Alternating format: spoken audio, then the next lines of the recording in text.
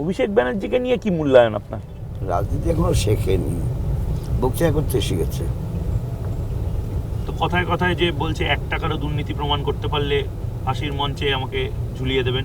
আমি এসব নিয়ে কোনো কথা বলতে চাই না, কারণ আমার হাঁটুর বসিদের সম্পর্কে আমার খারাপ কথা বলাও উচিত না। এরাই তো ভবিষ্যৎ বাংলার। আপনি একটা সময় যুব নেতা ছিলেন, যে বাংলাকে আপনি দেখেছিলেন, সেই বাংলাতে যুব নেতা তো এদেরকেই বলা হচ্ছে। আপনাদের ওরা বেশি দিন থাকবে না। এরা থাকবে না মানে কি, মানে পলিটিক্সে থাকবে না, না অভিষেক অ্যারেস্ট হয়ে যাবে, না পলিটিক্সে রিটায়ারমেন্ট মানুষ ছুড়ে ফেলবে? অভিষেক ব্যানার্জি এত কম বয়সে খারাপ জিনিস শিখেছে, মিথ্যে কথা বলতে শিখেছে।